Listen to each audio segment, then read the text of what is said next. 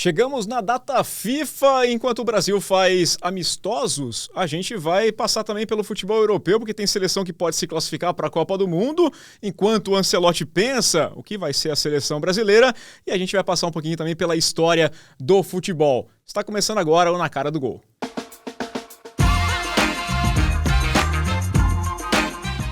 Olá, meu amigo, minha amiga ligados aqui no canal do Gol. Estamos chegando com mais uma edição do seu podcast, o Na Cara do Gol, podcast semanal, discutindo aqui os principais temas do futebol, mesmo quando o futebol dá aquela arrefecida, porque convenhamos, né? Data FIFA, eu acho que ninguém aqui é muito fã, não. Já foi esse o tempo? Será que é isso? Também vamos conversar sobre isso. Quero saber a sua opinião? Deixa aqui embaixo o seu comentário, deixa o seu like, o seu hype, se inscreva no canal, compartilhe também o canal do Gol. E eu, Rafael Bellatini, na apresentação, já vou contar com os meus companheiros, hoje todo mundo aqui no estúdio. Tudo bem, Massa? Tudo bem, hoje sem aquele incômodo fone, né? Olá, Rafael, olá a todos que nos assistem aqui, né? Data FIFA é sempre aquele momento meio frio no futebol. Foi-se o tempo em que a gente falava das seleções assim com aquele orgulho, né? Principalmente a nossa. Né? Nossa senhora, né? Principalmente a nossa. A nossa que o diga, né? Tudo bem, Rodrigo de Brum? Agora de volta, subiu volta. montanha aí, o cara Subi ficou... montanha, São muitas férias, férias demais, velho. Ele tá saindo de férias amanhã de novo. É incrível. Já programei já. Eu gravo aqui já sai. Ele vai contar um pouquinho das férias. Você trouxe um álbum de fotos, né, pra gente acompanhar. A gente vai soltar aí na tela daqui a pouco. falou aí das montanhas, eu lembrei daquele jogador alemão, né? Pô, tá aí o Schürrle? Schürrle fazendo escalada de cuecas ali no frio. Então, o Schürrle é um cara engraçado, né? O Schürrle é o cara que quebrou o protocolo, né? A gente vai lembrar da Copa de 2014, ele entra e faz os 2 gols, já estava resolvido, não tinha que fazer mais nada. Aí entra o Schürrle, né? Virou até meme. Você tá ferrado num dia, assim, fala, cara, tava ferrado. Aí entrou o Schürrle. e aí o cara falou assim, quer saber? Já fiz tudo que eu tinha que fazer na minha vida, já ganhei Copa do Mundo, já ganhei... vou Tem dinheiro pra subir geração. montanha de cueca na neve. Tem outras coisas pra fazer na vida. Tudo bem, acho muito legal. Encontrou um propósito de vida, né? Propósito. Qual é tá o teu aí. propósito de vida? Subir uma montanha no frio de cuecas. De cueca. Por que de cuecas? Pra ficar mais difícil, né? Subido de roupa, qualquer um sobe. Exato. Também desce. Não, espetáculo. Começamos bem aqui pra falar. Boa lembrança. Mas é até legal porque a gente vai falar de alguns jogadores que disputaram Copa do Mundo, alguns que não disputaram Copa do Mundo também, que vale a pena a gente falar. E a gente começa passando pelas eliminatórias europeias, né? Podemos falar de futebol brasileiro? Podemos, porque o futebol brasileiro não para. Tivemos jogo atrasado, teremos jogos atrasados nesse final de semana, tem o Palmeiras contra o Santos, aliás saiu até a notícia que o Palmeiras pode contar com o Flaco Lopes, porque a Argentina joga na sexta-feira à 13h, e aí daria tempo dele voltar, porque ele só ia fazer treinamento, não ia ter outro jogo, aí ele voltaria e conseguiria jogar no sábado, então tem essa chance, porque tem um monte de desfalque, o Flamengo também vai jogar, tem julgamento do Bruno Henrique. Tem muita coisa acontecendo, né? Teve o Hulk ontem com os 450 gols, né? Porque no Brasil a gente gosta de inflacionar gol, então todo mundo me perguntando assim, mas não são 500? Não são 500. Os gols oficiais não, né? Mas tudo bem, nós temos as contagens do Romário, do Túlio, todo mundo passa 2.000 gols, conta sub-20, conta gols, juvenil, conta tudo. Eu tô com 45 né? gols aqui no futebol europeu. Eu acho que... Nem se eu contar os gols da pelada eu passo 2.000 gols, mas tudo bem. Não, eu tô contando desde de criancinha mesmo. Mas acho que mesmo assim... Eu acho que se juntar os gols no FIFA a gente chega, né? Não, é pegar aquela que fazer 3 toques. Né? Não. Se for no videogame, aí sim, aí é mais fácil. No videogame fica mais fácil. No videogame eu parei com o futebol no videogame, eu não me dou bem. Eu até tento brincar, mas eu não sou tão bom assim, não. Vamos lá, então falar de... Vou colocar aqui as eliminatórias. Que nós temos jogos. Bora. Eliminatórias europeias, que são, assim, pitorescas também, né? A gente tem alguns jogos, a gente costumava menosprezar bastante as eliminatórias sul-americanas, mas as eliminatórias europeias também têm as suas partidas que a gente vai falar assim, que, que coisa, né? Na quinta-feira, Noruega e Estônia, Azerbaijão e Islândia, né? Armênia e Hungria... Eu não troco o jogo da Bolívia contra o Peru por Armênia E aquele Andorra e Albânia ali, sensacional. Andorra e Albânia, né? Gibraltar e Montenegro. Finlândia e Malta. Croácia vai enfrentar com muita dificuldade a Ilhas Faroe, né? Então. Não, é a dificuldade da viagem. Quando você tem que jogar fora, isso é dificuldade. Né? Então você tem alguns jogos que são peculiares, né? Então, Gibraltar, eu até fiquei pensando, onde que é Gibraltar? Né? Eu lembrava do Estreito de Gibraltar, mas fiquei pensando. Aí depois eu fui achar onde que fica ali, não dá nem para fazer jogo direito, né? Não cabe um estádio no local. E aí nós temos os grupos. Neste momento, enquanto gravamos na quinta-feira, só a Inglaterra está classificada. Né? Só garantida mesmo, só a Inglaterra. Mas existem seleções tão próximas disso. Inglaterra que vem forte, mas com uma polêmica também ali, né? Esse é o ano, hein? Bellingham, Harry Kane e Phil Foden. Os três não jogam juntos, segundo o nosso querido Tuchel, né? Então é uma geração que tem craques, mas novamente um pouquinho desequilibrada, como já foi no passado, né? Tinha uma época que tinham muitos meias, aquele box-to-box, aqueles meias que participavam do jogo como um todo, como o Gerrard, o Lampard, vários jogadores ali, mas com uma geração um pouco desequilibrada. Eu acho que a Inglaterra segue lá entre os favoritos, né? Mas num segundo nível, não entre os principais, e vai ter problemas para colocar todos os seus melhores jogadores em campo, né? Já pensando aqui em 2026, né? Mas eu acho, bom, até pela fase do Bellingham, eu não veria problema em colocar o Bellingham no banco, né? Eu acho que não vive um momento assim tão espetacular. Ele começou muito bem no Real Madrid, acho que ele até marcou em vários jogos seguidos, né? Logo que ele foi cotado para melhor do mundo. Exato, e depois disso ele deu aquela esfriada. Mas eu acho que é normal, porque para um jogador que sai da Inglaterra para jogar na Espanha, a adaptação dele inicial meio que não foi necessária e depois ele passou a... Ele estava na Alemanha, né? Ele jogou no Borussia Dortmund. E estava brilhando no Borussia Dortmund. Jogador inglês indo para o futebol espanhol, era isso.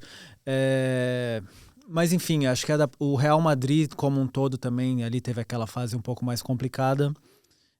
Acho que era esperado já que ele não conseguisse manter o nível que ele apresentava. Sim, é muita estrela. O pessoal também tem que lembrar que ali tem tanta gente boa que você tem que sempre se sacrificar, né?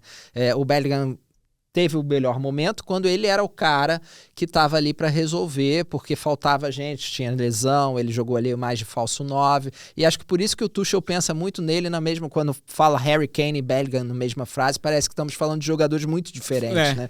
E não é exatamente assim, né? Eles jogam mais ou menos na mesma posição, o Bellingham tende a buscar mais o jogo, naturalmente, e o Harry Kane parte daquela posição para a área, né? Mas o Bellingham também gosta muito de fazer isso. Quando ele tem essa liberdade, ele faz isso muito bem, mas ele não vai ter essa liberdade jogando com Mbappé, Vini Júnior, Rodrigo, e companhia, né? E eu acho que até a situação do Tuchel também é aquela coisa, né? Vai colocar todo mundo lá pra frente e aí? Quem que marcação? Como é que funciona? É uma mudança de mentalidade total, porque se você pegasse o Gareth Southgate, ele ia arranjar um lugar para todos eles, né? Se todos estivessem bem, ele ia arranjar um lugar para todos eles, porque ainda tem o Saka ali na direita que tem que entrar também. Então, você tem ali o quarteto ofensivo montado, né? E ainda torto, porque cai para a direita. E então você teria que pensar num quinteto. A solução óbvia para a nossa escola, para a escola brasileira, seria o quê? Meter o Bellingham de segundo homem de meio campo, ele já fez isso várias vezes na carreira, né? Mas há muito tempo ele não é esse cara, e botar todo mundo para jogar, né? É o que no Brasil todo mundo não, mas a boa parte da imprensa defenderia. Sim. E boa parte das pessoas defenderia, que era, temos que colocar todos os melhores jogadores juntos. Isso aí, né? Seria o meio Brasil e lembrando o Real Madrid, que é onde ele joga hoje, seria meio que aquilo dos Galácticos de tentar adaptar e juntar todo mundo. Em 2006, a preparação do Brasil para a Copa do Mundo era aquela história do quarteto fantástico, do quinteto mágico, e bota, né? Não, e aí era um quinteto, e aí, porque não, dá para colocar o Robinho aqui também, aí bota o Robinho no meio, não, peraí, quem que marca, né? Ninguém defender ninguém. E no fim daquela Copa foi surpreendentemente, porque o Lúcio subia muito também, né? E o Lúcio fez uma baita Copa do Mundo, genial, né? Foi espetacular. Foi um dos melhores jogadores daquela seleção. Então o setor defensivo foi muito melhor que o ataque que a gente esperava. O Lúcio e o Juan, né? Que era a dupla, os dois foram muito bem naquela Copa, sim. É que o Lúcio... era aquela coisa, eu via muito no Bayern, né? Ele pegava a bola atrás, ele saía, de repente ele ia pro ataque. Ele era maluco. O Lúcio precisava sempre de um técnico que falasse pra ele assim, olha, não vai fazer isso. Eu lembro do Mourinho dando esporro nele.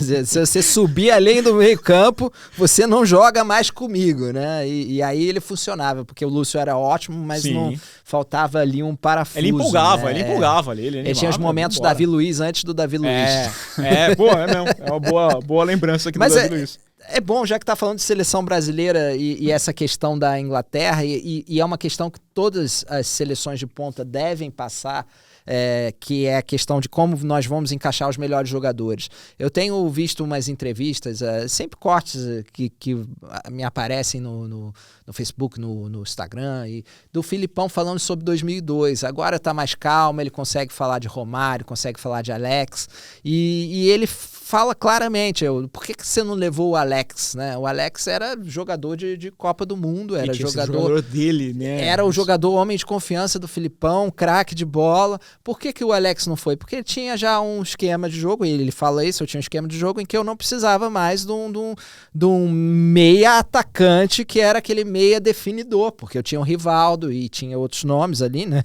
Tinha Kaká, tinha o Ronaldinho, então ele não precisava daquele meia, né? E ele não fala tão abertamente disso, mas é o mesmo motivo pelo qual ele não levou o Romário, que já estava numa fase avançada de carreira, mas ainda jogava muita bola. Ele não levou o Romário porque ele tinha o Ronaldo, e ele não queria botar ele não abre o jogo, né? Mas ele fala, foi uma opção tática. A opção tática eu vou jogar com o Ronaldo e não com o Romário, e eu não vou deixar nenhum desses caras no banco, né? Porque se eu deixar o Romário no banco vai dar ruim, né? Vai dar problema. E aí já somava aquela história toda que ele já não gostava pessoalmente do Romário, então ele optou pelo Ronaldo, mesmo apostando ali na recuperação do Ronaldo, que podia não ter acontecido, né? Que é também nessa linha de ter uma equipe mais equilibrada, né? Tanto jogou com 3 zagueiros, 2 volantes, e aí o trio da frente, Ronaldo, Romário e Ronaldinho Gaúcho, podiam ter a liberdade total. Se tivesse o Romário, talvez tivesse que jogar os 4, e aí já ia ser mais difícil esse arranjo defensivo. Porque não tinha como deixar o Romário no banco. O Rivaldo comeu a bola. Como é que se tivesse o Alex lá, poderia ser um problema, né? O Rivaldo não fez gol na final, né? Na semifinal ele não fez, né? O Rivaldo foi o melhor jogador da Copa, né? E ali, pra mim, foi o melhor, mas pau a pau com o Ronaldo, porque o Ronaldo ainda decide ali na... Eu tenho uma teoria que uma das melhores coisas que aconteceu o Brasil foi o Rivaldo não marcar nenhum gol na semifinal. Porque ele estava já num esquema de fominha, inclusive na semifinal, ele estava tentando demais, porque ele queria fazer gol em todos os jogos. E aí foi bom, porque aí ele jogou a final, já não vou fazer gol em todos, então vamos só, né? Aquela final. Boas lembranças daquela final da Copa do Mundo. Faz tempo já, hein, rapaz? Parando pra pensar, já tem muita gente no Brasil que não viu a seleção brasileira ser campeã, né? Sim. E só aumenta esse público. O público cada vez maior, né? O que era muito pequeno, a gente já tá... Eu sou novo ainda, mas vocês já estão mais velhos. Bom, voltando aqui para falar de eliminatórias, a França está numa boa condição, né, com relação da Ucrânia, porque tem que ganhar mais um jogo, um tropeço do outro. Essas seleções estão normais. Portugal, por exemplo, precisa de um empate contra a Irlanda. Não tem como Portugal nesse grupo não avançar. Né? Tá com 10 pontos, tem 5 pontos a Hungria. A Espanha está bem encaminhada com a Turquia também. Então você tem algumas seleções. Tem seleção grande que está sofrendo um pouquinho. Aqui tá boa também a briga da Holanda com a Polônia, mas também a Alemanha não está 100% garantida, né? Não está 100% garantida. Acho que não tem deslize ali. Mas... tem... É que Luxemburgo toma a pancada de todo mundo, né? E aí você tem essas... Teve um tropeço, né, da Alemanha, né? Chegou a perder um jogo que não era esperado que perdesse. A Alemanha que não tem jogado absolutamente nada. Com a Irlanda do Norte, eles chegaram a sofrer um gol da Irlanda do Norte, mas depois foi anulado corretamente. Mas passaram sufoco. A Alemanha está muito mal nessas eliminatórias, assim como na Eles estrearam também. Perdendo para a Eslováquia. Foi esse o tropeço deles. Eles tinham perdido para o Japão, estrearam perdendo para a Eslováquia, então tem essa situação aqui que não está tão bem. Mas é uma eliminatória que... Fala baixo, senão os italianos ouvem. É uma eliminatória fácil. Né? A não ser para a Itália. Que a Itália que está aí já 2 Copas sem conseguir classificação. E se não conseguir para essa Copa, eu vou falar... meus parabéns. né? Porque tá todo mundo indo. Só a Itália que não vai. Só a Itália que não vai. Então a eliminatória da UEFA só é difícil para a Itália, daqui a pouco todos os outros conseguem suas vagas. Eu tenho a impressão que o Campeonato Brasileiro vai classificar para a Copa do Mundo muito em breve. O 7º colocado vai conseguir uma vaguinha para pré-Copa do Mundo. Aliás, aproveitando que você puxou a Itália, aí o Gattuso deu uma declaração, acho que foi ontem, até antes era do pré-jogo aí da Itália nessa rodada, e reclamou que a América do Sul tem aí as 7 vagas e que na Europa é muito difícil o sistema de classificação. É muito mesmo, difícil, mas é por incompetência própria também da Itália, né? É mesmo, não é só muito difícil jogos contra Israel, Estônia, Moldávia e Noruega. Vamos ser sinceros, né?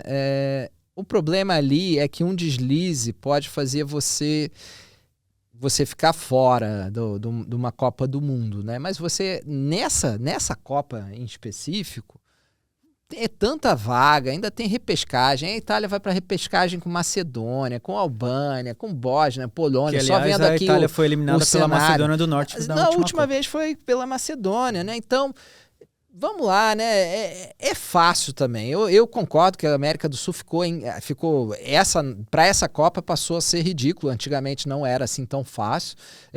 Para essa Copa é ridículo. Mas aqui também são seleções de países que tem países aí que são ilhas, né? Apanhado de jogador amador. E a Itália se complicou no começo, porque ela enfrentou a Noruega fora e tomou 3-0. Ela cavou a própria cova, né? Ela se atrapalhou ali nesse começo de jornada. Aí muda de treinador, cada hora, sejamos sinceros, o Gattuso, seu técnico da sua seleção, não é bom sinal. Não é um bom sinal, não. Não é um bom sinal. E a Itália tem uma seleção do meio para frente é muito fraca. É fraca.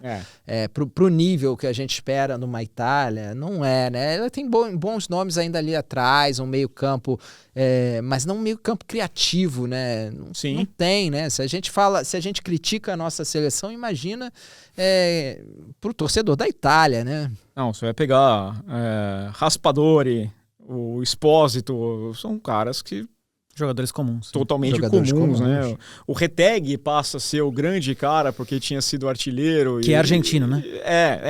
Mas isso é tradição na Itália, né? Camoranesi, tá todo mundo aí pra falar. O grande detalhe que tem nessa... Mas o Retegui não teria vaga na seleção da Argentina. Sim. No máximo no banco, né? Vamos pegar lá, o Jorginho. No passado, quando ele tomou a decisão de ir para a seleção da Itália, porque não tinha vaga na seleção brasileira. Sim, claro, com certeza, né? O Emerson Palmieri, a mesma coisa. Tolói, talvez em 2025 o Palmieri ainda tivesse uma chance. Hoje em dia dava. São jogadores ruins, mas não são jogadores que se estivessem na seleção brasileira, nós íamos falar bem, né? Até o Thiago Alcântara, que é um nível superior a esses, para mim, nós teríamos problemas. Sim. Íamos falar que ele não tem a intensidade necessária, não tem... naquela época compreendia-se muito mais que deixasse o cara, optasse por outra seleção que era melhor. Tem até uma situação que é curiosa, a gente tem que falar aqui no Grupo H, porque aí parece muito o campeonato carioca dos anos 90, regulamento, porque San Marino tem que fazer seus jogos e tem que tomar uma goleada. O esquema agora, eles perderam todos os jogos. Eles não precisam de esforço para isso. Marcaram um gol e levaram 32 em 7 jogos. Tá? Só que é o seguinte, San Marino foi surpreendentemente bem na Liga das Nações, na Série D. É o último patamar ali. Ganhou o seu grupo. E aí tem as eliminatórias que teremos depois agora em março, as eliminatórias mundiais, que vai dar vaga para seleções que ficaram em primeiro em seus grupos na Liga das Nações, desde que não tenham se classificado de forma direta, né? Por exemplo, Portugal ficou em primeiro no grupo, vai se classificar direto? Não vai. Se ficou em segundo, também vai disputar esse playoff europeu e não disputa também o playoff mundial. Que é mais fácil, né? Então, as vagas vão caindo. Mais ou menos o G6 vira G7, vira G8, vira G9. De repente, San Marino pode pintar com uma vaguinha desde que a Suécia fique em segundo. Tem um monte de conta, né? São acho que 5 seleções, 3 tem que avançar para o San Marino ter uma chance. Uma das chances dela está nas mãos dela, porque eles enfrentam a Romênia. E a Romênia, se a Romênia passar a Bósnia, já garante que abre essa vaga. Então, vai encarar a Romênia com que vontade? O San Marino pode ser uma espécie de Malutron, né, da Copa Marino do Mundo. É a última seleção do ranking da FIFA. Vocês lembram do Malutron? O Malutron, pô, grande Malutron. Grande Malutron. Mudou de nome também umas 700 vezes, né? O J. Malucelli. O San Marino é a última seleção do ranking da FIFA e ela tem uma chance de ir para a Copa, se perder mais. E aí precisa, sei lá, não precisa nem ganhar. 2 empates nas eliminatórias. 2 empates São Marino, não tem a mínima condição. Não tem a menor condição. Mas existe é bizarro você pensar isso. Que a seleção de San Marino, ela tem uma chance de ir para a Copa do Mundo se ela perder. Por isso que eu falei, acho que times brasileiros que estão planejando Libertadores, talvez tenham que pensar em Copa do Mundo no que vem. Pode pintar uma vaga. Tá? E não é para muito diante, daqui a pouco, 2030, já estão falando em 64 seleções. Eu estou preocupado com o álbum da Copa do Mundo no que vem.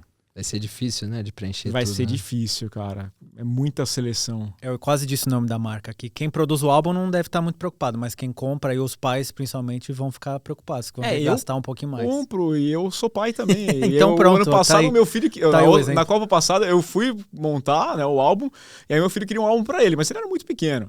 Então eu fui lá e comprei, assim, comprar umas figurinhas. Isso aqui pega esse pedido e você cola do jeito que você quiser, tudo errado, né? Esse ano é um só, não vai ter jeito. Esse ano é um só. Aí, porra, vai ser esforço. É que agora ele tá bem esperto também pra conseguir trocar, ele fez uns treinamentos aqui durante esse período. Pode ajudar, mas é muita figurinha. E muita seleção. E tô torcendo aqui pra Albânia, né? Do pequeno Silvio, né? A Albânia tem chance de ir para a Copa do Mundo ainda. Tem alguns jogos interessantes, só que no frigir dos ovos vira aquela fase da Champions League em que você está só rodando. Só uma coisa que eu queria aí falar, que podem ser as estreantes, né? A Macedônia naquela outra Copa, eles eliminaram a Itália, mas depois eles não conseguiram a vaga para Portugal, sim. E Kosovo também tem a chance aí de conseguir uma vaga, que é um país que não é reconhecido por muita gente, mas a FIFA considera Kosovo como um país e eles, enfim. Claro que a FIFA reconhece. Claro. Mais voto. Tem que ser esperto. Tá afim de votar em mim? Reconheci. É isso. Reconheci. Se não é. Mas aí, tem tanta seleção assim, e você tem uma eliminatória desse jeito. Massa, você acha que fora isso aí, fora a Itália, tem alguma chance de surpresa? É pouco provável. Não, eu acho... Há uma chance da Alemanha, mas eu acho que a Alemanha não cairia depois numa repescagem, acho bem difícil. Que tem esse ponto resto também, né? Não tem. Acho que a Itália é a grande... Porque tem esse ponto também, né, Márcio? Porque no fim, tudo bem que é sorteio depois, aí são os segundos colocados, e tem aquela chance pode de você... dar um azar, né? Mas... O confronto na Copa passada seria Itália e Portugal. Então, uma das duas seleções, que eram muito fortes, poderia ficar de fora. Ok, mas a Itália conseguiu ficar fora antes. E a Itália já tinha bobeado, acho que contra a Irlanda do Norte, alguma coisa assim, um jogo lá que precisava só empatar e classificava e bobeia, né? Então... Eu só queria... Pode subir um pouquinho a tela? Opa, claro. Que os gols esperados, você vê aqui uma surpresa, né? Você não vê a Itália aqui, né? Você vê a Noruega em primeiro lugar. E já que a gente está falando por um motivo, né? De Copa do Mundo... O motivo é o Odegaard, o grande garçom. Também. A verdade é que a Copa do Mundo a gente sempre fica na expectativa por aquela sensação. Na Europa, eu acho que o único time que pode surpreender, fora os grandes que são candidatos, naturalmente, a Espanha, a França, a Alemanha eu tiro um pouco, mas ponho ali junto com a Inglaterra daqueles que podem chegar foi mal lá, nas né? últimas, né? Você tem uma Noruega que tem um time forte, né? Uma seleção forte, é obviamente a seleção mais forte da história da Noruega. Tem o Haaland, que é um fenômeno, e tem o Odegaard, que é um jogador muito bom para o nível ainda da Noruega, os jogadores que se complementam. Na hora que ele serve o cara ali, o cara manda pro gol toda hora. E bons coadjuvantes, né? Não são só eles. É uma seleção bem bem interessante mesmo, né? Bem interessante. E aí a Itália dá azar, né? Porque você pega vários grupos que não tem ninguém. A Itália não tem um jogador desse nível, nem do nível do Odegaard. E de repente eles dão azar de pegar a Noruega, que normalmente não é um rival à altura, mas que agora é uma Noruega forte, né? A Itália tem um craque. Goleiro, o Donnarumma. Que eu acho que é o maior. Não, tem bons jogadores, Bastoni. Bom jogador, mas assim, eu acho que o Donnarumma Bastoni, o Barella. Então, mas... nas laterais, bons laterais também, né? Então, mas assim, o do Arsenal eu gosto muito, mas eu acho que um jogador que tá entre os melhores na posição, acho que a Itália só tem mesmo o Donnarumma. O Calafiori é né, o cara... O Barella não, mas o Di Marco é muito bom. O Di Marco é muito bom. É muito melhor que qualquer coisa que a gente tenha. Ah, sim. Mas aí o Brasil não é mais comparação. Ok, tudo bem, pode não ser, mas uma seleção que tem pelo menos os 4 jogadores que são melhores do que os nossos, ou do patamar da seleção brasileira. A seleção brasileira, teoricamente, está entre as favoritas ali com a Inglaterra, com a Alemanha. Talvez não já tenha deixado o primeiro nível, né? Deveria fazer melhor. Eu acho que o ataque é um problema, tem, né, falta criatividade, falta gente falta boa muito comando lá, né? também, né? E aí vamos pegar... Eu acho que falta mais isso, mas o Mancini, que levou a Itália para ser campeã da Eurocopa, não conseguiu colocar a Itália no Mundial, né? Mas eu acho que sim, se a Itália chega na Copa do Mundo, ela tem que ser colocada entre as favoritas, porque são seleções que no fim sabem jogar e sabem aquele momento, né? É difícil você imaginar que vai chegar e vai passar vergonha. A Itália, ela passa vergonha quando ela não vai, mas depois ela dá um jeitinho. O caso da Eurocopa foi isso. Ficar de fora da Euro era difícil, ela chega lá e aí ou eu vou me travar aqui, não vai. Por que a Inter de Milão ano passado chegou na final da Champions League? Você não estava apontando a Inter de Milão. A Inter de Milão está bem nessa Champions League, mesmo não estando bem nem no italiano. Mas eu vou jogar esse torneio, é o time copeiro. É essa sensação que eu tenho da seleção da Itália. Eu acho que assim, se a Itália tirar essa pressão que nesse momento para eles é maior de classificar, eu acho que realmente consegue fazer um papel ali decente na Copa do Mundo.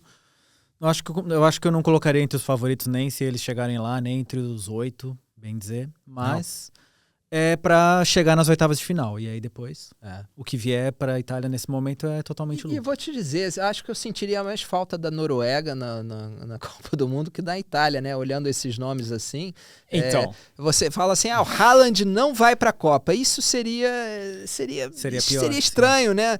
Agora, o Donnarumma não vai para a Copa. Tá bom, não vai me fazer falta, né? A gente assiste muito Copa do Mundo para ver esses jogadores que, né, antigamente, pelo menos, eu vou botar um pouquinho de nostalgia assim, era essa a graça da Copa do Mundo. Você via gente que você não estava acostumado a ver, jogadores que você não estavam acostumados a ver, e conhecia jogadores como Prodome, Lothar Matthäus, você via... Eu fui torcer pro Arsenal por causa do Beckham, na Copa do Mundo. Eu vi o Beckham jogar na Copa do Mundo, eu falei, genial, eu gostei desse cara, aquele gol que ele fez contra a Argentina em 98, eu falei, eu vou torcer pra esse cara porque eu gostei demais. Né? O Raj, nossa... Stoichkov, você vê vários jogadores os jogadores que faziam fama, as pessoas viam 5 jogos dele na carreira toda e alguns melhores momentos, né? Era difícil você ver os jogadores do futebol internacional. E a Copa do Mundo era aquele momento que juntava todos eles. Acho que por isso que a Copa do Mundo hoje ainda tá no imaginário coletivo, mas sem aquela força de antes. Por quê? Porque você vê esses jogadores todo fim de semana, né? Antigamente um jogador como o Haaland ia ser muito difícil chegar numa Copa do Mundo, e muito difícil, né? Embora a Noruega tenha chegado com o Tore Andeflo e outras coisas, né? Quem era? Aquele John Carew era deles também, não era? Eu só lembro dos irmãos Flo, né? Que eram 2 Flos que tinha. Aquela seleção era... Tore André, nossa. Algum deles marcou gol no Brasil, inclusive. Deixou o Júnior Baiano, o Tore Andeflo deixou o Júnior Baiano no chão, não foi ele que fez acho que foi. Acho que foi 2-1 esse jogo. 2-1. E então eram jogadores que podiam passar toda uma geração, né, sem ir numa Copa do Mundo. Agora vai ser muito mais fácil.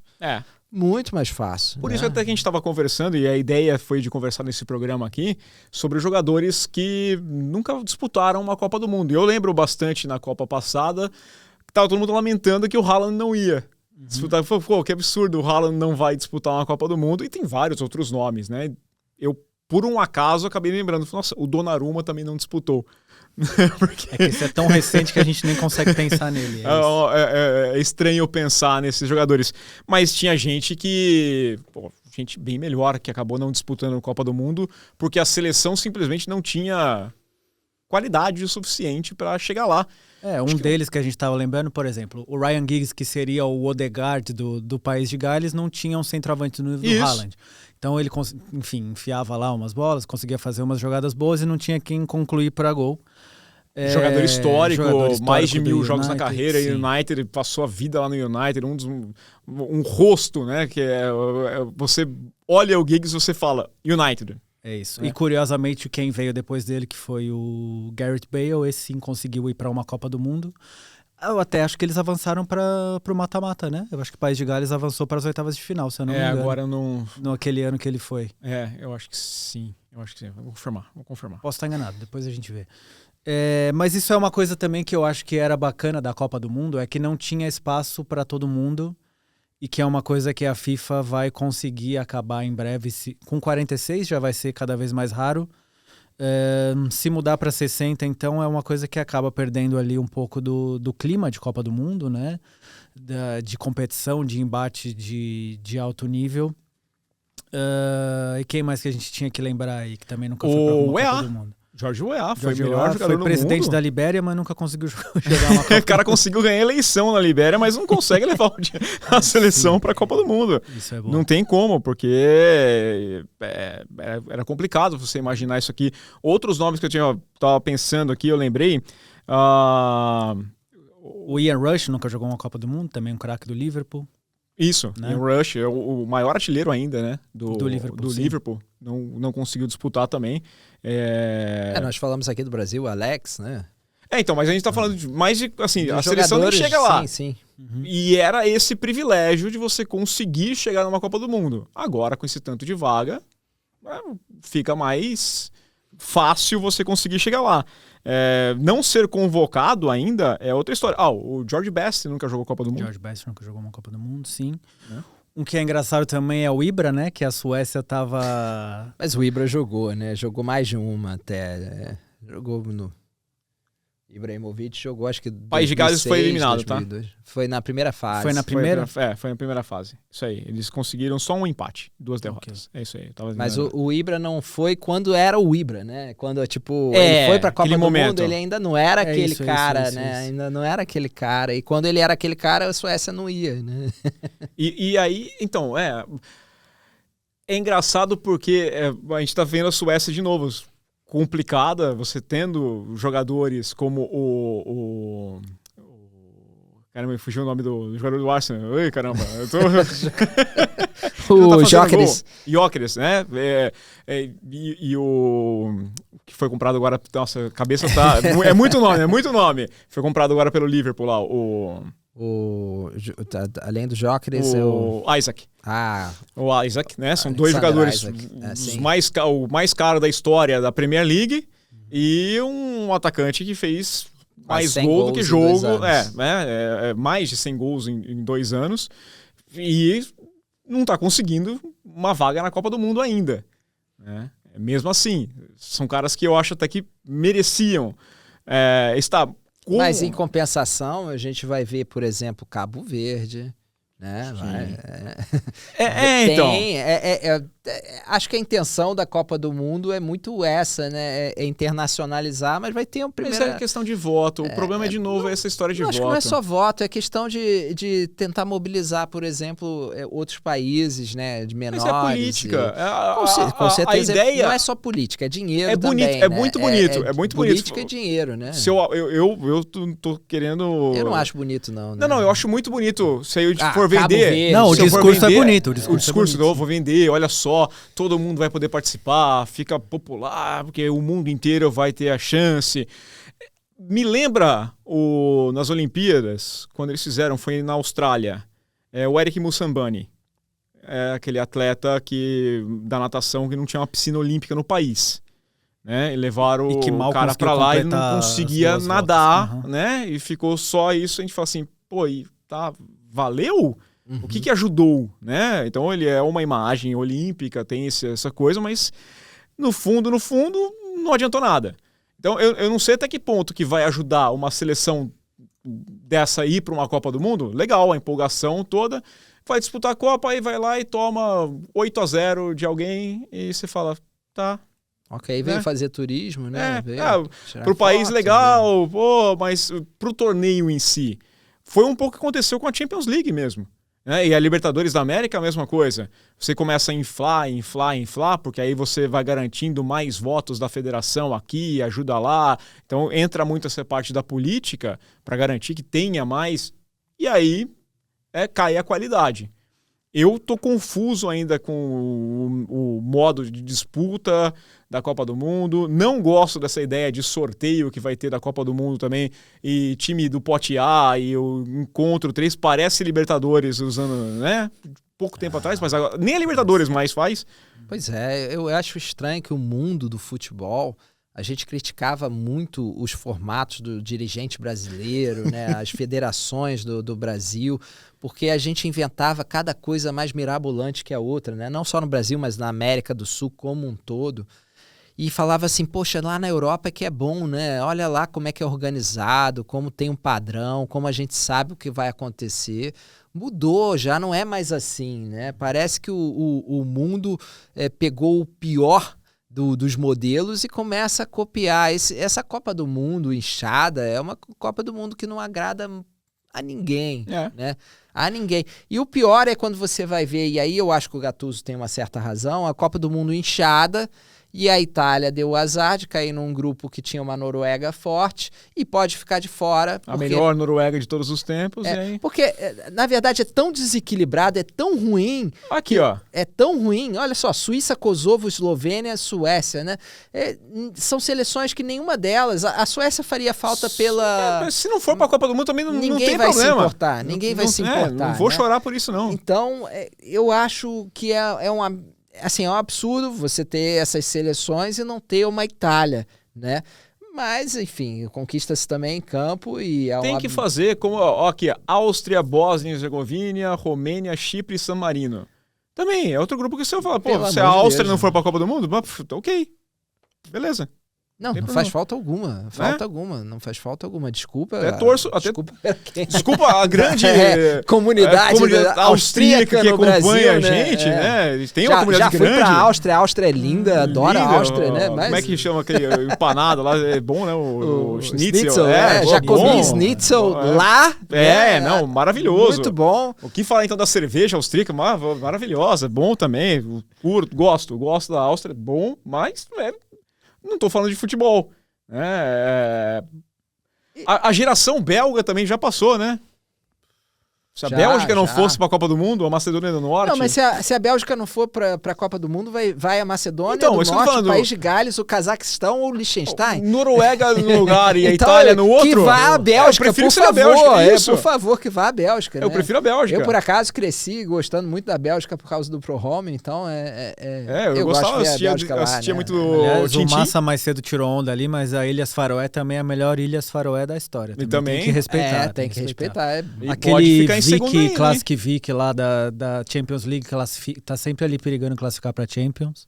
Então. Então é uma seleção que tem que respeitar. E pode ir para repescagem ainda, Ilhas Faroé, porque eu preferia até a Ilhas Faroé do que a República Tcheca, porque a República Tcheca acho que já teve o seu grande momento, né? Tinha ali com o Pavel Nedved, né? Na Copa de 2006. Foi uma grande decepção para mim. Né? Ian Kohler, eu tinha eu lembro que eu falava pro pessoal, eu fui comprar uma camisa do Brasil para aquela Copa do Mundo, empolgadaço, estava. O cara falou, mas aqui vai ter 6 estrelas daqui a pouco. Eu falei, eu acho que o Brasil não vai ganhar. cara, como assim, não vou te vender a camisa? Eu falei, não, eu acho que o Brasil vai acabar encontrando a República Tcheca na frente. Eu achava que ia ter ali e vai ser... E a República Tcheca foi uma decepção tremenda, né? Mas aí o Brasil também não ganhou. Minha previsão estava meio errada, mas estava meio certa também. Vou manter essa filosofia aqui, né? Que eu não errei 100%. Copa do Mundo, para mim, tem que ser um pouquinho mais restrita. Eu acho que o torneio não pode ser... 32 é um número tão bom. Era bom. A fórmula é fácil. Já não era tão restrito assim. Né? Já tinha seleção... Não tem 32 seleções de ponta. Não existem 32 seleções. Então você já tinha ali uma cota para surpresas, para sensação, mas ainda tinha que batalhar para chegar lá, né? Ainda você só dá valor àquilo que você conquista. A pegar a eliminatória sul-americana... Tem vaga aqui que não é conquistada, é quase dada, né? Então... vamos lá para a eliminatória sul-americana. Porque a vaga do Brasil para a Copa, as eliminatórias que o Brasil faz são patéticas, pífias, ridículas, né? Mas não faz mais diferença, já não tem mais nenhuma... Tanto faz, já está classificado. A Ancelotti já estava fazendo experiência em vez de batalhar para conseguir uma vaga na Copa. Você já começa classificado. Né? Você tem que tentar se desclassificar. Não, é muito esforço. Porque são 10 seleções. É muito esforço. O Brasil, o pior Brasil da história, tinha que perder 8 pontos de diferença para a Bolívia, né? Para ir para a repescagem Para ir para a repescagem. Você imagina o Brasil enfrentando a repescagem com São Marino. Pode... É impensável, né? É impensável. E as pessoas esquecem, o Gattuso, por exemplo, quando fala... As eliminatórias da América do Sul já foram mais difíceis até do que as europeias, ou tanto, porque o Brasil, para ir para 2002, sofreu. Sofreu. E antes, em 94 foi no último jogo, eu tava lá, no Maracanã, eu tava lá. Não era um jogo qualquer, era um jogo contra o Uruguai. Um jogo contra o Uruguai, não era contra São Marino, não era Estônia, não era nem a Noruega, era o Uruguai. 2002, né? eu Uruguai até falei... campeão de Copa América, era um Uruguai forte, não era um Uruguai fraco. O Brasil se classificou em 2002, foi um jogo contra a Venezuela, que foi, acho que em Belém, esse jogo, porque o Luizão foi lá e fez os 3 gols, até garantiu a classificação dele, a vaga dele na Copa. Isso, sim, né? Sim. Mas ok, você acreditava que ia ganhar. Em 94 eu lembro da tensão, eu lembro do que foi aquela eliminatória, jogar na Bolívia...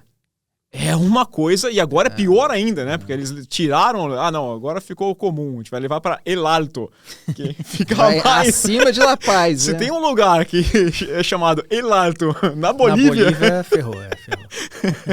Né? Porque é onde eles vão... E aí conseguiram a vaga só na repescagem ainda. É difícil, é complicado. O Chile tá de parabéns. O Chile... o Chile, a gente achava que o Chile estava se caminhando, né? Na América do Sul tem isso toda hora, né? A gente achava que o Chile tinha se encontrado, que o Chile só ia dali para cima, né? Ou pelo menos se estabilizar como uma potência do futebol. O Chile em último lugar, né? Você vê o Chile agora, Peru, Venezuela, Bolívia, são 3 seleções que raramente, mesmo com muita evolução, a Venezuela, né? A Venezuela evoluiu imensamente, mas ainda é uma seleção que antigamente era um saco de pancadas, não chega a ser um São Marino, mas era aí uma Estônia, não chega a ser uma Ilhas Faroes sequer, mas era mais próximo disso do que... que é hoje, né? A Venezuela, hoje, eu lembro que desde que eu me conheço por gente vindo futebol de seleção, eu torcia pra Venezuela ir pra Copa, falei, pô, coitado, os caras só apanham. Todo jogo vai enfrentar a Venezuela. 5-0, 4-0, você nem contava mais. Era o jogo, quando a gente vê Messi e Cristiano Ronaldo hoje pegando essas seleções, tipo São Marino de novo pra fazer Liechtenstein, vou fazer... O grande público de São Marino... O jogo pra botar 4 gols pro Cristiano Ronaldo. A Venezuela servia pra isso, pra botar jogador que você queria que ganhasse confiança, ou para aumentar o número de gols de Romário, Ronaldo, etc. Do Street Fighter. Aquela fase bônus ali, você só batia ali no carro e ganhava uns pontos a mais. O Brasil teve o Candinho como técnico contra a Venezuela. Foi um 6-0, não foi? Isso. Eu lembro desse jogo aí. Quando o Luxemburgo... quando o Luxemburgo foi no escândalo da CPI lá? Não, eu acho que ele ia assumir ainda. Isso eu não lembro qual que é o movimento. Eu mexi alguma coisa nessa ficha aí, porque não tava o Candinho, provavelmente. Isso aí, eu coloquei o Candinho. Eu lembro até hoje, o Candinho, treinador da seleção brasileira. Tá aí, né? Agora, o que chama a atenção de vocês quando vocês olham aqui para essa... Rames Rodrigues. O craque da Colômbia, que só joga pela Colômbia. E é até engraçado, porque aí... E mais abaixo aqui, ó, Soteldo. Não, me surpreende ver o Neymar nessa lista. Mas o interessante é que o Soteldo tá mais para baixo. Mais pro alto ele não conseguiria alcançar realmente. E o Neymar estar nessa lista também fala bastante sobre a seleção brasileira, questão de assistências. Inclusive, vou mudar só um pouquinho aqui a pauta rapidamente, só porque eu achei um negócio interessante, né? Tá todo mundo falando do Neymar e seleção, se vai pra Copa ou não vai, né? Mas eu gostei de um cara que fez um recorte lá no que o Romário fez em 2001, né? Antes da Copa, e não foi para 2002, na Copa do Mundo. O que o Ronaldo fez em 2009 e não foi para a Copa em 2010. O que o Ronaldinho Gaúcho fez em 2013 e não foi para a Copa em 2014. E aí você olha o número que o Neymar tá colocando esse ano. E o pessoal tá falando, não tem como ir para a Copa sem o Neymar. Não tem como ir para a Copa sem o Neymar. Fala aí os números, tem aí os números? Eu prefiro dar uma confirmada aqui no geral, mas esse ano aqui são 23 jogos e 6 gols pelo Campeonato Paulista, né? Pelo amor de Deus. 3 no Campeonato Paulista. Não tem nada a ver, não tem nada a ver. Sei lá. Não tem o que você imaginar. O Ronaldo tinha chegado no Corinthians em 2009 e foi campeão da Copa do Brasil, campeão paulista, né? Tava fazendo golaços. Não tem condição. Copa do Mundo é outra história, né? O Ronaldinho Gaúcho tinha sido campeão da Libertadores da América com o Atlético e tinha sido o cara do Atlético Mineiro. Não, mas Copa do Mundo, outro papo. E a Copa era no Brasil. Né? E o Romário artilheiro também. Romário artilheiro. Né? É impensável. O Neymar, realmente, ele acha que ele tem uma vaga cativa, né? Não dá para ter vaga cativa. O cara tem que mostrar alguma coisa. E do jeito que ele tá, né?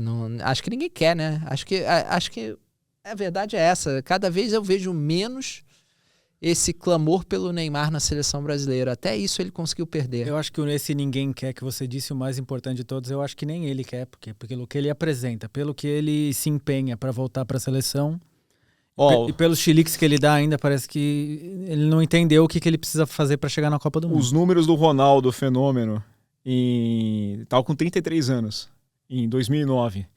Foram 38 jogos, 23 gols, 4 assistências pelo Corinthians. E em 2010, que aí já estava nos finalmente mesmo, 27 jogos com 12 gols e 2 assistências. Ok. Então você está falando assim, de um cara que estava... Meia participação por jogo. Estava debulhando. Né? E em 2009 até mais do que isso, né? Ele estava com 27 participações em gols em 38 jogos. O cara estava simplesmente destruindo. Mas o Romário tinha feito 42 gols em 2002. Quer dizer, vamos botar 2001 foram 40 gols em 39 jogos, tá? Então, você não vai pegar o Neymar nesse momento, 2013, o Ronaldinho Gaúcho, 38 jogos, 17 gols, 14 assistências.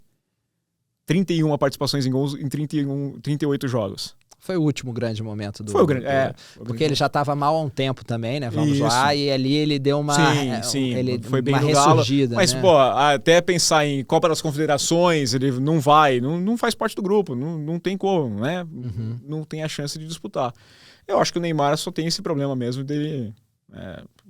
pro futebol. Se fosse só esse problema, não... ele tem outros problemas.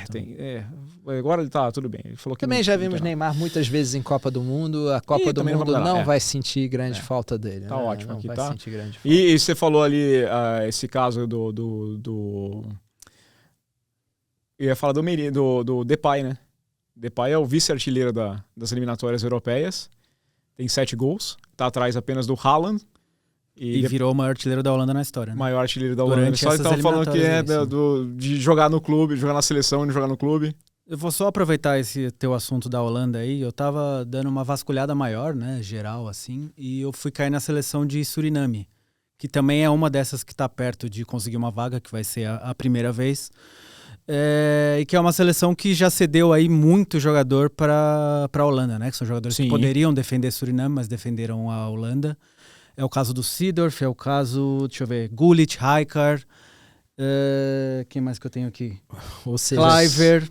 E hoje em dia eles têm o Van Dijk também, tem o Wijnaldum Então é uma coisa curiosa, é um país aí que foi colonizado pela Holanda, que pode disputar pela primeira vez uma Copa.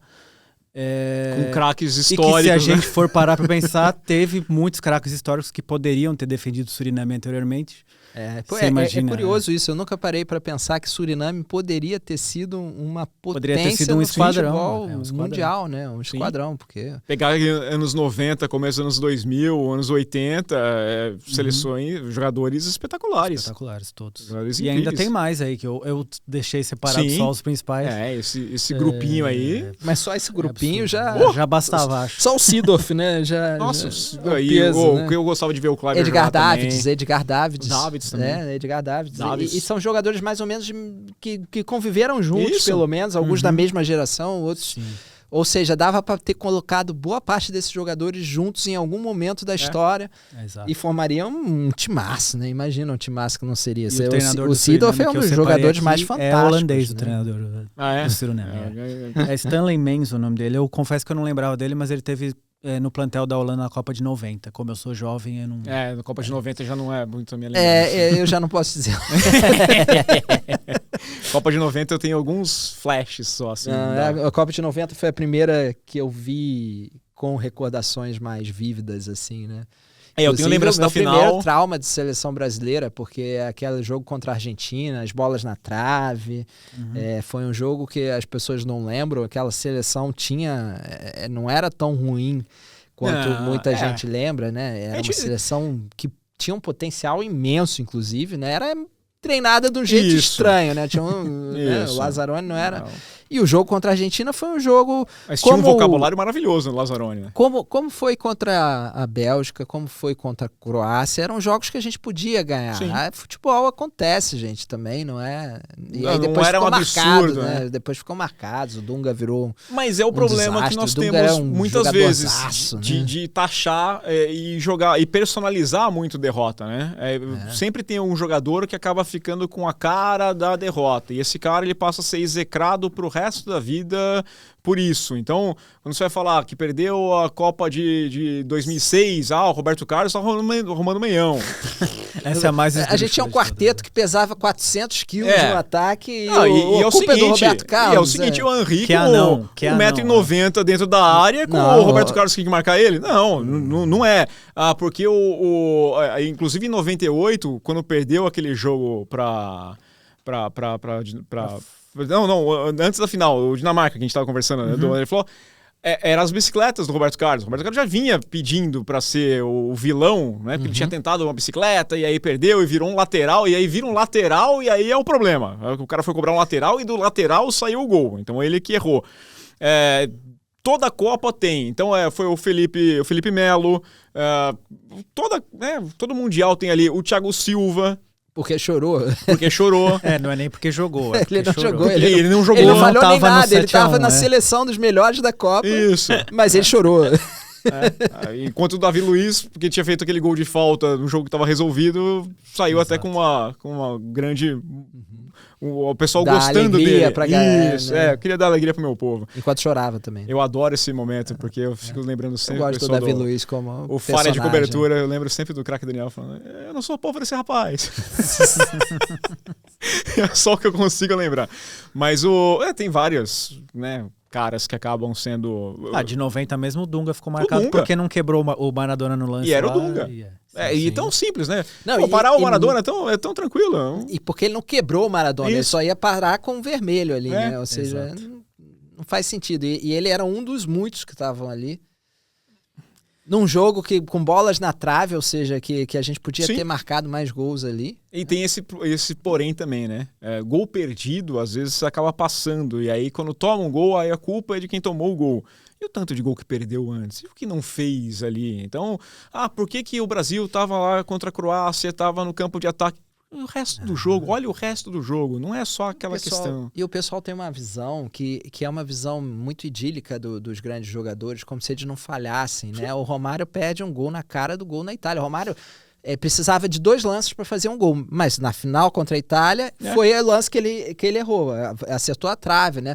O Ronaldo, pelo amor de Deus, o Ronaldo cansou de enfeitar a jogada e tentar driblar meio time e perder bolas fáceis também. 2006 mesmo foi assim, ele tava batendo recorde lá e aí ele forçava a barra porque ele queria bater recorde. E tentava, ele conseguiu alguma inteligência ali depois para lidar com o peso, mas ele tinha muito isso. Ele estava mal fisicamente, ele tentava driblar todo mundo e não conseguia. E passava vergonha, que nem o Neymar passa vergonha também hoje fazendo isso, né? Então você vai ser um jornalista de M, hein? Fizemos o corte. O Neymar passa vergonha, ele passa vergonha. Se ele me responder, ele passa vergonha na mesma, porque não posso fazer nada, né? Pior ainda, cara. Grande abraço, Zé Edgar Matos. Grande abraço. Então, eu falei que eu ia tatuar isso. Todos esses grandes jogadores, todos, o Buffon espetacular, o Buffon falhava. Sim, né? Claro. O Neuer teve anos. Semana passada, uma Liga dos Campeões lá. Semana passada ele falhou, tomou um frangaço. O Neuer tem anos de má fase por questões físicas e as pessoas simplesmente relevam. Né? É um dos melhores goleiros da história, não muda isso, mas ele teve fases muito ruins, muito ruins. Então as pessoas têm essa visão de que o cara é infalível. Não existe ninguém infalível, não tem nenhum jogador que entrava e resolvia todo jogo, né? E tem jogador que entrava, não resolvia um jogo, no jogo seguinte ele estava querendo resolver todo o jogo. Você pega Messi, Cristiano Ronaldo. O Messi foi criticado por quanto tempo, né? Por não conseguir entregar na Argentina o que entregava. Ele estava lá tentando comer a bola, jogo sim, até que dá certo, né? O próprio Cristiano Ronaldo. Cristiano Ronaldo, na seleção portuguesa, quase todos os gols da carreira dele na seleção portuguesa são já numa fase posterior da carreira, depois dos 30 principalmente, né? Porque ele não entregava também grandes gols, né? Então, e é diferente, jogar em seleção é completamente diferente, porque é outro estilo, você chega em cima da hora, muitas vezes você vai disputar um torneio, como vai ser a Copa do Mundo, que é um torneio no período de férias de jogador, né?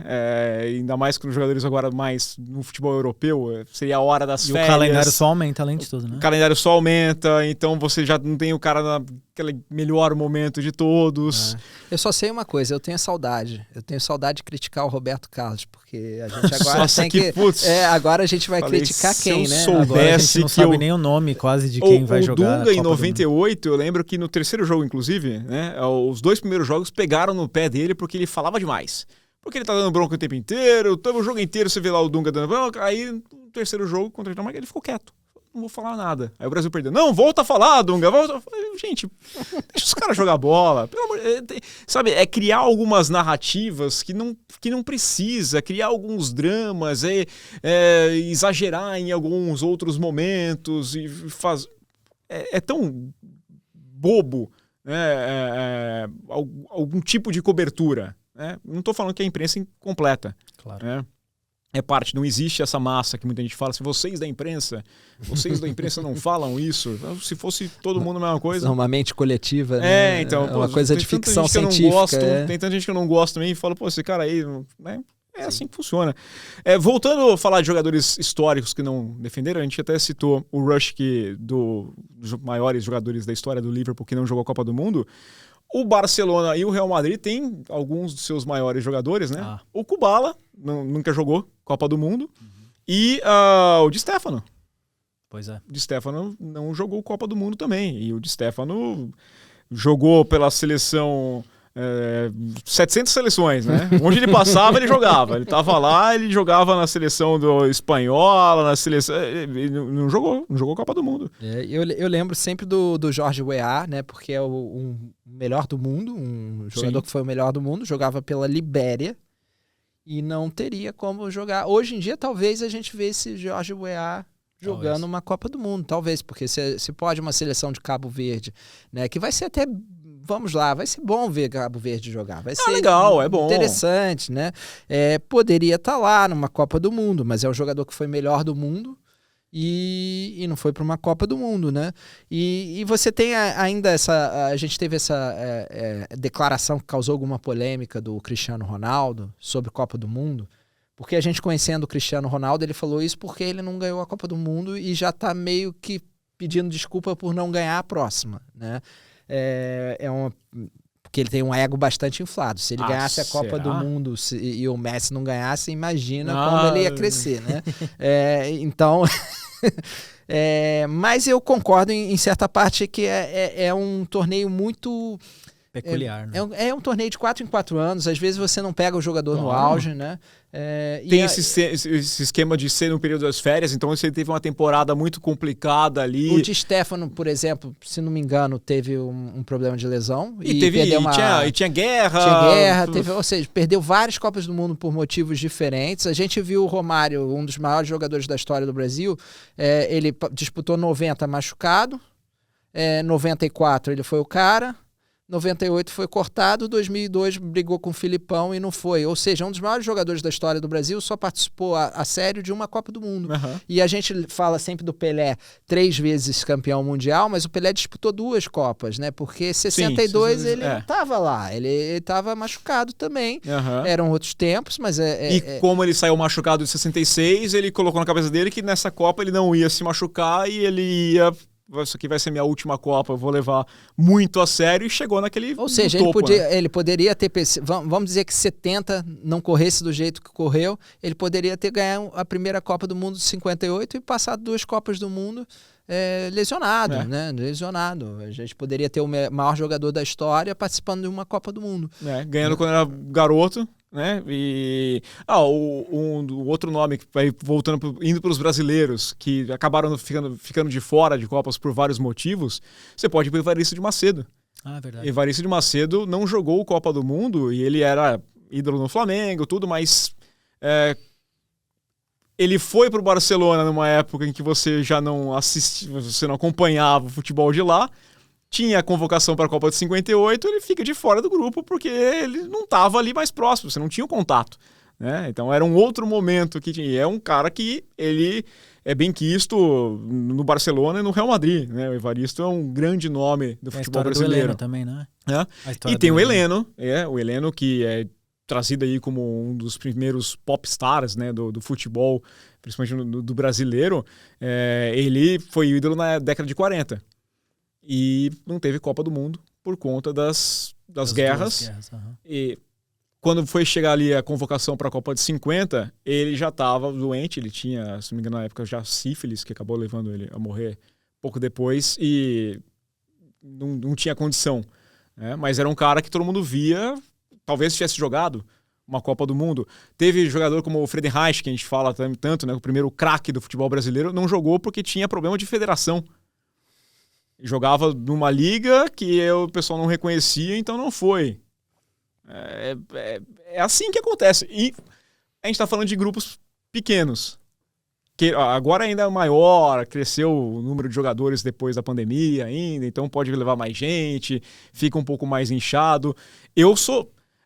Pegando esse papo do Ronaldo, eu não vou classificar jogador por ter ganhado a Copa do Mundo. Né? O Götze pode ter feito gol em final de Copa do Mundo. Não jogou mais bola que o Zico. Não jogou mais bola que o Sócrates. Né? Não jogou que tantos e tantos que acabaram não ganhando a Copa do Mundo. Ganhar a Copa do Mundo é circunstancial. Você tem que estar no grupo, é o esporte coletivo. Exato. Né? Muito bem, Belatini. Tá vendo? Dito isso, o Messi é melhor. Acho que ninguém tem dúvida disso. Na minha opinião é melhor também, mas há quem discorde. Não, eu acho que... E assim, não é melhor por causa da Copa do Mundo.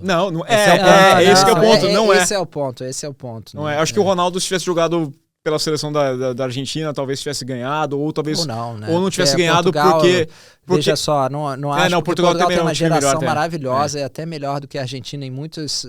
talvez menos completa, assim, tem menos opção no banco. 2022, os jogadores fecharam muito, vamos dar esse troféu pro Messi. Então, parecia um bando de guarda-costas atrás do Messi. Exato. Os portugueses vão ter que entrar com essa mesma mentalidade. E não vai entrar. Sabe? Eu acho que não entra. E não entra. Tem alguns que... Mas o problema de Portugal também tá ali no banco de reservas, né? Sim. Aquilo ali complica. O Messi deu uma sorte absurda em 2022, né? Porque ele tentou carregar a Argentina muitas vezes e não conseguiu, porque também no banco não tinha um coletivo ali, Maradona, né? ali. Maradona treinador. Ele não tinha um coletivo ali, mas as pessoas lembram um pouco, em 2014 foi por foi por um Higuaín de diferença, né? Foi por um Higuaín, né? Então Nossa, o Higuaín, aquele gol que o Higuaín perdeu. E esse detalhe também. É um detalhe também. O Higuaín era um mau jogador? Não era exatamente um mau jogador. Mas o que ele perdia gol em final, hein? Pelo amor de Deus, eu vou falar pra você. O que o Higuaín perdia...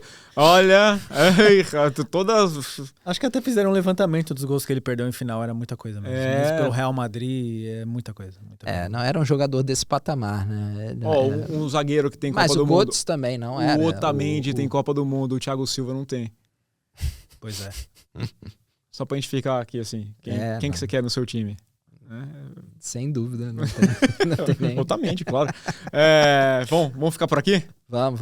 Semana que vem a gente vai falar um pouquinho mais de seleção, porque teremos amistosos da seleção brasileira. Agora, Senegal e Tunísia. A gente vai acompanhar esses jogos. Teoricamente... Vamos fechar a seleção, o ano da seleção, né? Então, e teoricamente quando o Ancelotti meio que vai fechar o time. Exato. Né? Não dá pra gente fazer olhar pra frente e dizer quem que vai, né, aí com esse que time foi feito. E jogar lá e projetar até pra ver se a gente acerta. Vai ter mais umas 12, 16 classificadas, sei lá quanto, por aí. Sim, também teremos esse monte de classificados, mas a gente olha pra seleção brasileira porque já estão falando em próximo ciclo do Ancelotti. Apesar do Oswaldo de Oliveira pedir o fim da dinastia europeia estrangeira no comando da seleção brasileira, a CBF está disposta a manter. O Oswaldo está se recuperando lá dessa polêmica com a gata dele. Tá bem o Oswaldinho. Muito obrigado, Oswaldinho, por 2000. 99 e 2000. E é isso, Massa. Um abraço. Até semana que vem. Até a próxima. Até a próxima. Prometo escalar uma montanha até a semana que vem. Vai escalar de cueca ou... Não, de cueca. Não vai ficar sem também. Exato.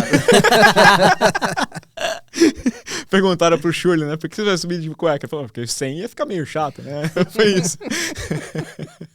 Pessoal, espero que vocês tenham gostado. Deixem o seu like, o seu hype. Aquele abraço, valeu.